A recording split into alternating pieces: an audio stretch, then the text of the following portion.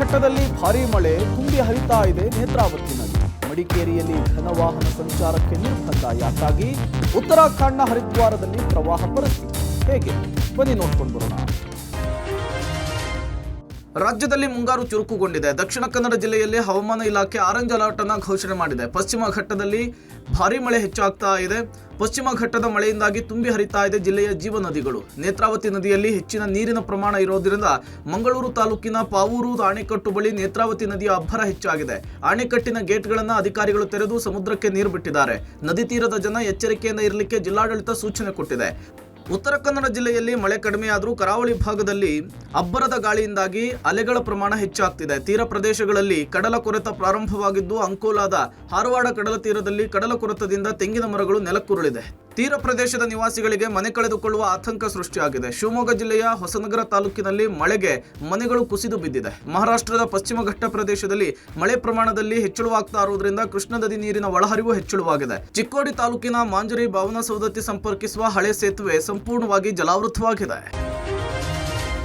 ಕರ್ನಾಟಕದ ಕಾಶ್ಮೀರ ಕೊಡಗಿನಲ್ಲಿ ಮಳೆಯ ಆರ್ಭಟ ಭಾರೀ ಜೋರಾಗಿದೆ. ಇದೀಗ ಒಂದೇ ಸಮನೆ 3 ದಿನ ಸುರಿದ ಮಳೆಯ ಎಫೆಕ್ಟ್ನಿಂದಾಗಿ ರಾಷ್ಟ್ರೀಯ ಹೆದ್ದಾರಿ 275ರಲ್ಲಿ ಭಾರೀ ಗಾತ್ರದ ವಾಹನಗಳ ಓಡಾಟಕ್ಕೆ ನಿರ್ಬಂಧ ಹೇರಲಾಗಿದೆ.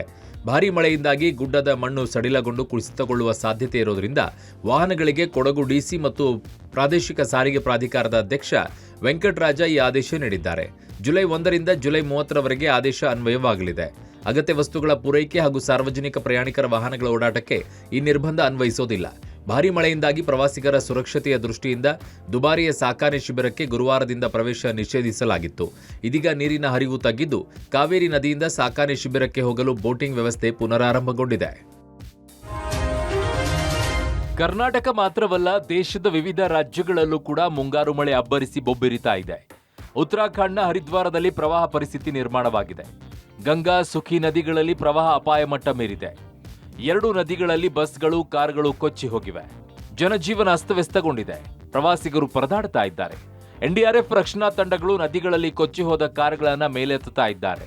ಮಹಾರಾಷ್ಟ್ರ ಪಶ್ಚಿಮ ಘಟ್ಟದಲ್ಲೂ ಕೂಡ ಧಾರಾಕಾರ ಮಳೆ ಆಗ್ತಾ ಇದ್ದು, ಖಂಡಾಲಾ ಘಾಟ್ನ ಬುಷಿ ಡ್ಯಾಮ್ ಭರ್ತಿಯಾಗಿದ್ದು ಡ್ಯಾಮ್ ತುಂಬಿ ನೀರು ಹೊರಹರಿತಾ ಇದೆ.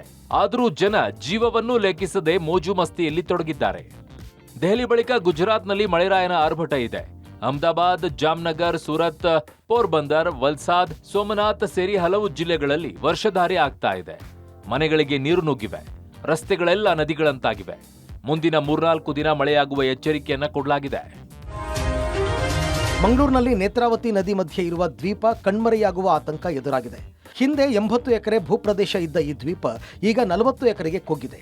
ಈ ಭೂಪ್ರದೇಶ ನಾಶ ಆಗಲು ಕಾರಣ ಅಕ್ರಮ ಮರಳುಗಾರಿಕೆ ಎನ್ನಲಾಗ್ತಾ ಇದೆ. ದಿನನಿತ್ಯ ರಾತ್ರಿ ಹಗಲು ಎನ್ನದೆ ಯಾರಿಗೂ ಕೇರೆ ಮಾಡದೆ ಮರಳು ಲೂಟಿ ಮಾಡ್ತಾ ಇದ್ದಾರೆ.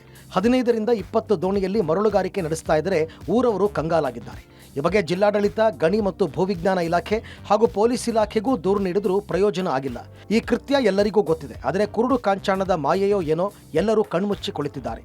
ಹೀಗಾಗಿ ಊರವರು ಒಗ್ಗಟ್ಟಾಗಿ ದ್ವೀಪ ಉಳಿಸಿ ಜನತೆಯ ಬದುಕು ರಕ್ಷಿಸಿ ಎನ್ನುವ ಧ್ಯೇಯ ವಾಕ್ಯದೊಂದಿಗೆ ಹೋರಾಟಕ್ಕೆ ಇಳಿದಿದ್ದಾರೆ. ಬೆಂಗಳೂರು ಸೇರಿದಂತೆ ರಾಜ್ಯದಲ್ಲಿ ಡೆಂಗಿ ಪ್ರಕರಣ ಹೆಚ್ಚಾಗ್ತಾ ಇದೆ. 5374ಕ್ಕೂ ಹೆಚ್ಚು ಕೇಸ್ ದಾಖಲಾಗಿದೆ. ಬಿಬಿಎಂಪಿ ವ್ಯಾಪ್ತಿಯಲ್ಲಿ 1500 ಸನಿಹಕ್ಕೆ ಬಂದಿದ್ದು ಜನರಲ್ಲಿ ಆತಂಕ ಮೂಡಿಸಿದೆ. ಕೇಸ್ ಒಂದು ಕಡೆಗೆ ಆದರೆ ಮತ್ತೊಂದು ಕಡೆಗೆ ಡೆತ್ ಕೂಡ ಆಗ್ತಾ ಇದೆ. ಇದುವರೆಗೂ ರಾಜ್ಯದಲ್ಲಿ 7 ಮಂದಿ ಡೆಂಗಿ ಜ್ವರದಿಂದ ಸಾವನ್ನಪ್ಪಿದ್ದಾರೆ.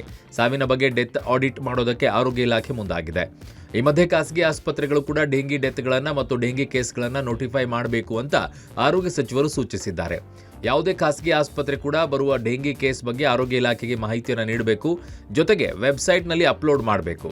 ಸಾವಿನ ಮಾಹಿತಿಯನ್ನು ಹಂಚಿಕೊಳ್ಳಲು ಸೂಚಿಸಿದ್ದು ಖಾಸಗಿ ಆಸ್ಪತ್ರೆಯವರು ಡೆಂಗಿ ಮಾಹಿತಿಯನ್ನು ಮುಚ್ಚಿಡುವಂತಿಲ್ಲ ಅಂತಲೂ ಸಚಿವರು ಹೇಳಿದ್ದಾರೆ. ಡೆಂಗ್ಯೂ ಡೆತ್ಗಳು ಎಲ್ಲ ಕಡೆಯಿಂದ ಇಲ್ಲ ಡೆಂಗ್ಯೂ ಡೆತ್ಗಳು ಆಗುವಂಥದ್ದು ಅದು ಎಲ್ಲ ಕಡೆಯಿಂದಲೂ ನೋಟಿಫೈ ಆಗಬೇಕು. ಅದರಲ್ಲೇನು ಖಾಸಗಿ ಆಗಿರಲಿ ಸರ್ಕಾರಿ ಆಗಿರಲಿ ಅದು ನೋಟಿಫೈ ಆಗ್ತದೆ. ಡೆತ್ ಆಡಿಟ್ ಮಾಡ್ತಾ ಇರ್ತಾರೆ.